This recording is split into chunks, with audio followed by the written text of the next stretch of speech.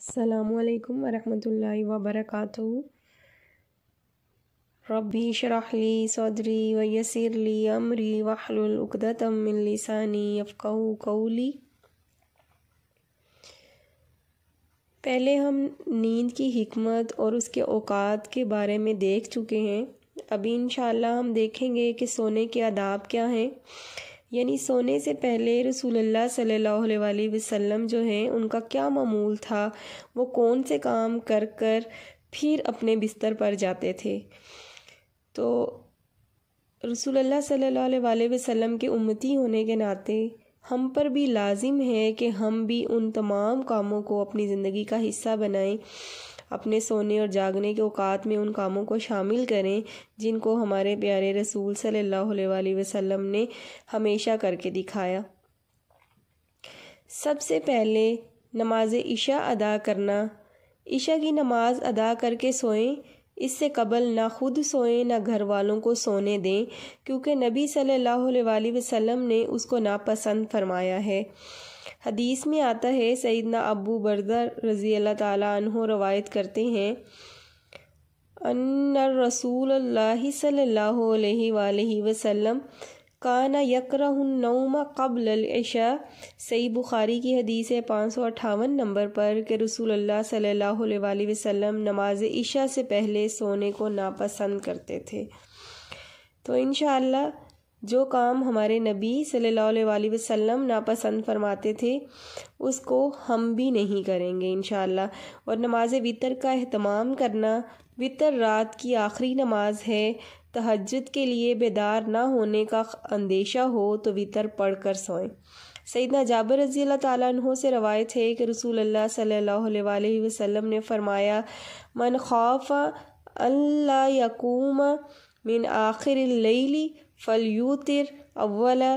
جسے اندیشہ ہو کہ وہ رات کے آخری حصے میں نہیں اٹھ سکے گا تو وہ رات کے پہلے حصے میں ہی نماز وتر پڑھ لے۔ جلد جاگنے کے لیے جلد سونا۔ صبح جلد جاگنے کے لیے نماز عشاء کے بعد سونے میں تاخیر نہ کریں اور غیر ضروری باتوں سے پرہیز کریں۔ عشاء کی نماز کے بعد ذکر الہی، علمی گفتگو، دینی مذاکرہ یا گھر والوں سے ضروری بات چیت کے لیے جاگا جا سکتا ہے۔ سیدنا ابو بردہ رضی اللہ تعالیٰ عنہ روایت کرتے ہیں، ان رسول اللہ صلی اللہ علیہ وسلم کان یکرہ النوم قبل العشاء والحدیث بعد۔ رسول اللہ صلی اللہ علیہ وسلم نماز عشاء سے پہلے سونا اور نماز کے بعد باتیں کرنا ناپسند فرماتے تھے۔ سونے جاگنے میں اعتدال اختیار کرنا۔ سونے جاگنے میں اعتدال اختیار کرنا ضروری ہے تاکہ عبادت بھی اچھی ہو سکے اور جسم کو آرام بھی مل سکے۔ ساری رات جاگنا یا رات کو دیر تک جاگتے رہنا دین اور دنیا دونوں کے لیے نقصان دہ ہے۔ سیدنا عبداللہ بن عمر رضی اللہ تعالیٰ عنہ کہتے ہیں کہ رسول اللہ صلی اللہ علیہ وسلم میرے پاس تشریف لائے اور فرمایا، کیا میں درست خبر دیا گیا ہوں کہ تم رات بھر عبادت کرتے ہو اور دن میں روزہ رکھتے ہو؟ میں نے کہا کہ جی ہاں۔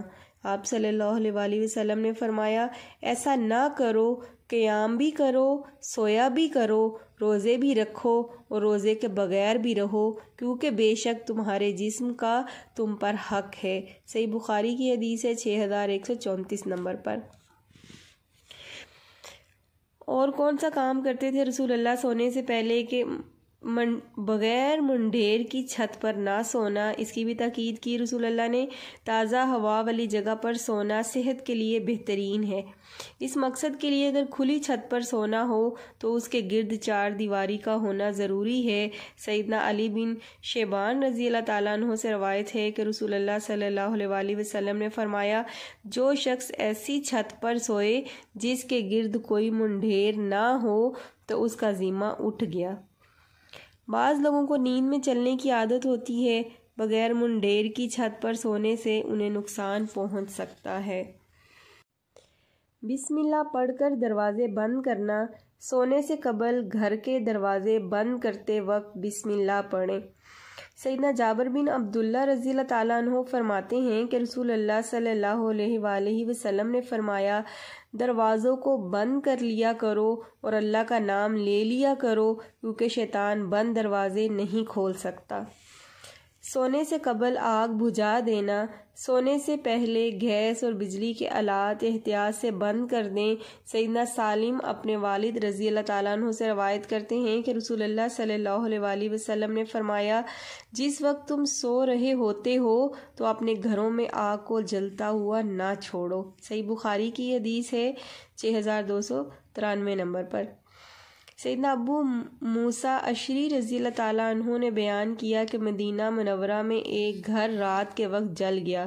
رسول اللہ صلی اللہ علیہ وآلہ وسلم کو اس کے متعلق بتایا گیا تو آپ نے فرمایا، بے شک یہ آگ تمہاری دشمن ہے، اس لیے جب تم سونے لگو تو اسے بجھا دیا کرو۔ ابن عباس سے روایت ہے کہ ایک بار ایک چوہیا چراغ کی بتی گھسیٹتی ہوئی لے آئی اور رسول اللہ کے سامنے اس چٹائی پر ڈال دی جس پر آپ تشریف فرما تھے، اور ایک درہم کے برابر جگہ جل گئی تو آپ نے فرمایا، جب تم سونے لگو تو اپنے چراغ بجھا دیا کرو، بلا شبہ شیطان اس جیسی مخلوق کو اس قسم کا کام سجھا دیتا ہے اور تمہارے گھروں میں آگ لگا دیتا ہے۔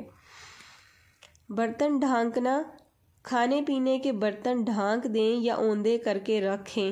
سیدنا جابر رضی اللہ تعالیٰ عنہ سے روایت ہے کہ نبی اکرم صلی اللہ علیہ وآلہ وسلم نے فرمایا، برتنوں کو ڈھانپ دیا کرو، مشکیزے کا منہ باندھ دیا کرو، دروازے بند کر دیا کرو اور چراغ بجھا دیا کرو، اس لیے کہ شیطان بندھے ہوئے مشکیزے کو، بند دروازے کو اور ڈھکے ہوئے برتن کو نہیں کھولتا۔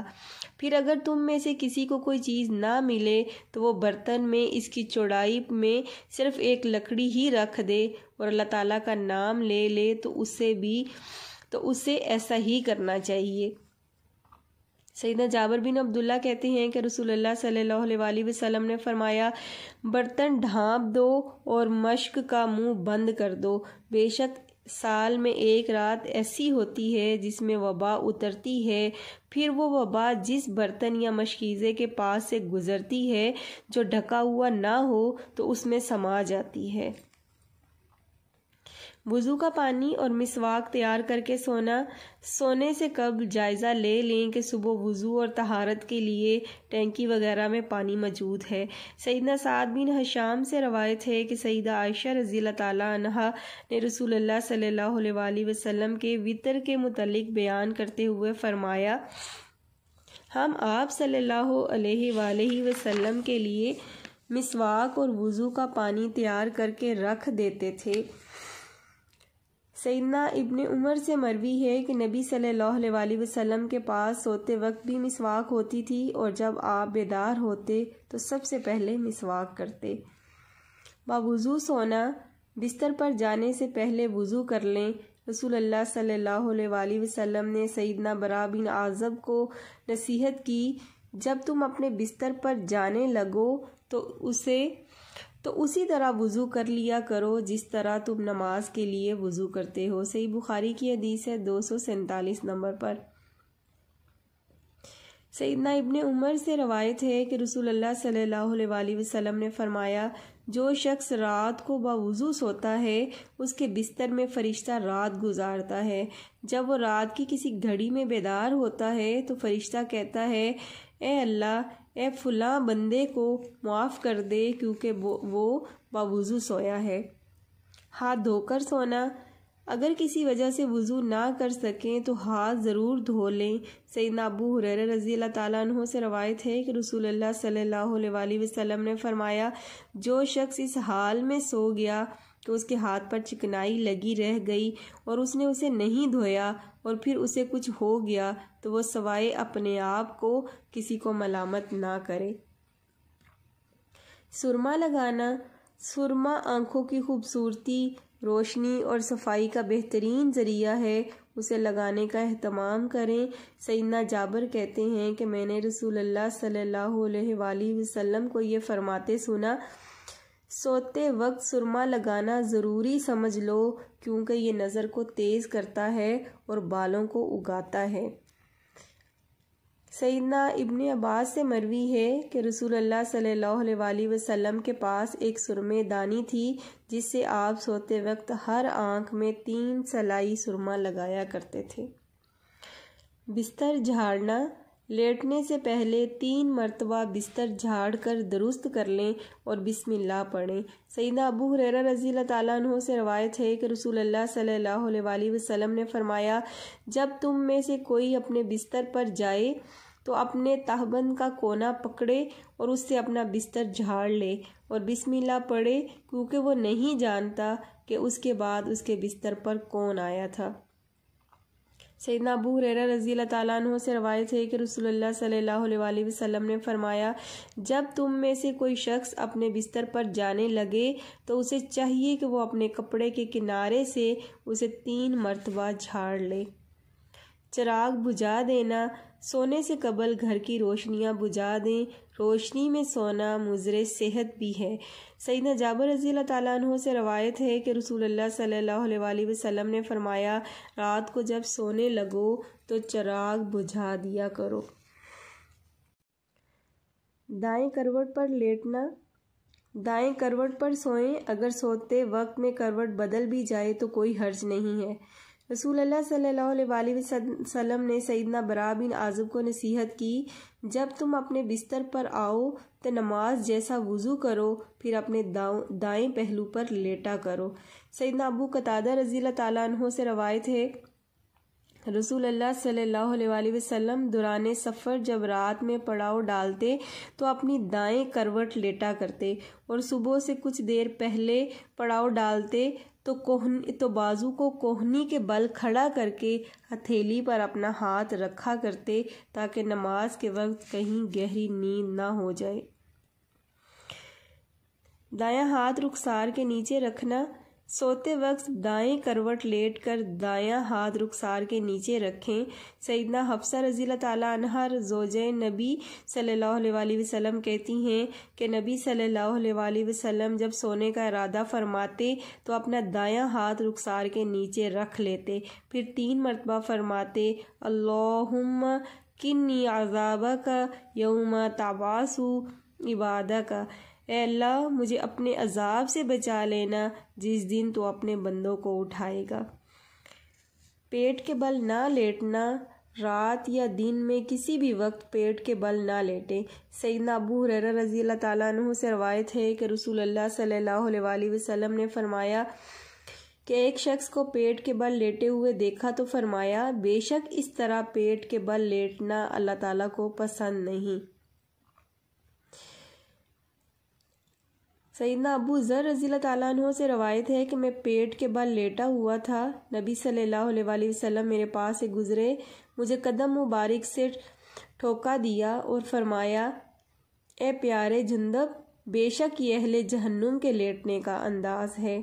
تہجد کی نیت کر کے سونا، تہجد کی نیت کر کے سوئیں۔ سیدہ عائشہ رضی اللہ تعالیٰ عنہ سے روایت ہے کہ رسول اللہ صلی اللہ علیہ وسلم نے فرمایا، جو کوئی اس نیت سے اپنے بستر پر آئے کہ رات کو تہجد کے لیے اٹھے گا، پھر اس پر نیند غالب آ جائے یہاں تک کہ صبح ہو جائے، تو اسے اس کا اجر مل جائے گا جس کی اس نے نیت کی تھی، اور اس کے رب کی طرف سے اس کی نیند اس کے لیے صدقہ ہو جائے گی۔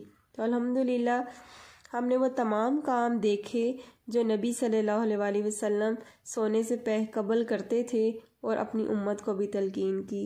تو انشاءاللہ ہم کوشش کریں گے کہ ان سارے کاموں کو اپنی زندگی کا، اپنی روٹین کا حصہ بنائیں اور ان پر پختگی سے عمل پیرا ہوں۔ اللہ تعالی ہمیں اپنے پیارے حبیب کے نقش قدم پر چلنے کی توفیق عطا فرمائے۔ السلام علیکم ورحمۃ اللہ وبرکاتہ۔